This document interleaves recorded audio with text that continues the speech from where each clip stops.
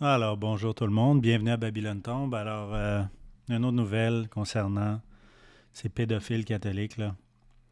Alors, ici dans la presse, aujourd'hui, on nous dit que des prêtres sont impliqués dans 30% des actes de pédocriminalité répertoriés en Pologne de 2017 à 2020. Alors, il y a encore 300 cas qui est tombé, là. Plus de 300 cas.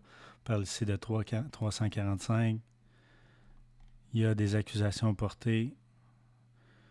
Donc, il y a toutes sortes de chiffres qui sont nommés ici, là.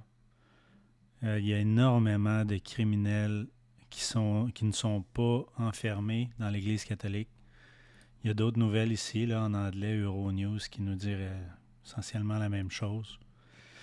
Nous dit que c'est bon des églises catholiques. Et là, j'ai rencontré un Polonais, là, qui lui disait que c'est tellement grave, là. En Pologne, là, les gens sont catholiques. Puis depuis que Jean-Paul II était pape, qui était un Polonais, là, là, les catholiques en Pologne, là, c'est une histoire d'amour avec l'Église catholique. Ben, sachez là, que Jean-Paul II était le vendeur de gaz cyanide qui servait à gazer les Juifs dans les camps de concentration d'Auschwitz. C'était lui qui travaillait pour A.G. Farben. Hein, c'est toutes des choses que vous pouvez lire dans le livre là, Wall Street et l'ascension d'Hitler. Jean-Paul II était un criminel. C'est un homme qui vendait le gaz il vendait le gaz aux SS, hein, aux nazis, qui éliminait les Juifs. Donc, ça, c'est le bon Jean-Paul II que tous les Polonais là, admirent tant. Là. C'est un criminel, c'est un criminel, c'est un terroriste. Il n'y a pas de mots pour décrire cet homme-là. C'est un abominable être. C'est pas surprenant qu'il soit devenu pape par la suite. Alors, concernant tout ça, là, j'aimerais juste vous rappeler là, que il y a 3000 prêtres qui ont été protégés par le Vatican depuis 20 ans. Hein? Puis ils ont fait toutes sortes d'histoires pour les excuses, un peu comme ils font actuellement là, avec les gens qui se sont fait tuer dans les pensionnats, là, les écoles aborigènes canadiennes. C'est la même affaire. Donc ils demandent le pardon et tout ça. Là. On le voit ici. Là. C'est où que je l'ai vu? Peut-être dans une autre nouvelle. Ça ici. Euh,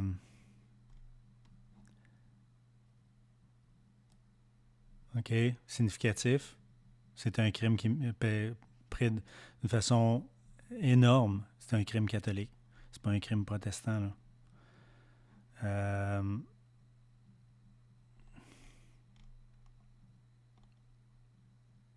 donc, c'est ça. Ils font rien, ils demandent des excuses. Ben, j'ai vu d'autres notes comme de quoi ils demandaient là, les excuses et le clergé s'était excusé et tout ça. C'est n'importe quoi, il n'y a rien à excuser là-dedans. Ces gens-là devraient tous être mis en prison. Cette église-là devrait être accusée d'organisation criminelle, ce qu'elle est. Pas simplement du fait que je sois protestant. Là. C'est une évidence là, que cette organisation-là est une organisation criminelle, c'est une organisation pédophile. C'est une organisation terroriste. Ça terrorise nos jeunes, terrorise nos familles. Mais la raison pour laquelle ils ne sont pas enfermés, qu'il n'y a pas de conséquences pour eux, c'est que la loi canonique a effet dans tous les pays maintenant. La loi canonique interdit au pays de juger le clergé. Donc, certains prêtres vont être sacrifiés, probablement, là, ceux qui ne sont pas des jésuites. Mais les jésuites sont protégés, sont backés entièrement par l'Église catholique. Et, s'ils vont en prison, c'est pour après être transférés ailleurs, dans une autre province, dans un autre pays, une autre partie du monde. Puis, c'est ça.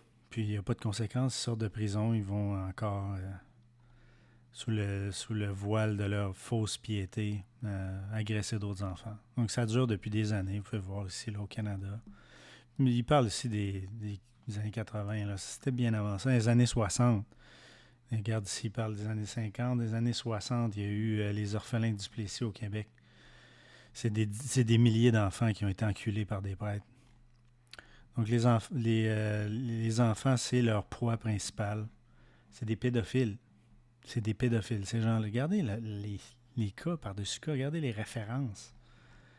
Vous allez me dire que juste ça, ici, n'importe qui lit ça pourrait déposer intégralement simplement cette page-là. Puis ça ferait office de preuve dans un tribunal. Mais non, il n'y a rien qui arrive. Il n'y a rien qui arrive parce que tous les membres de notre gouvernement, ou la majorité, peut-être pas toutes, là, sont membres des sociétés secrètes. Comme par exemple Justin Trudeau qui est éduqué à Jean de Brébeuf, une école jésuite.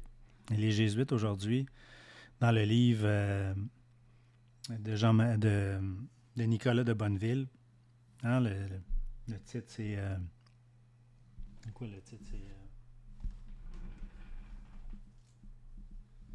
les jésuites et leur poignard brisé par les maçons. Là, j'ai oublié exactement le titre du livre. Là. Elle nous dit que les jésuites ont mis en place l'ordre des francs-maçons pour faire en sorte que cette société secrète-là prenne la place d'une organisation.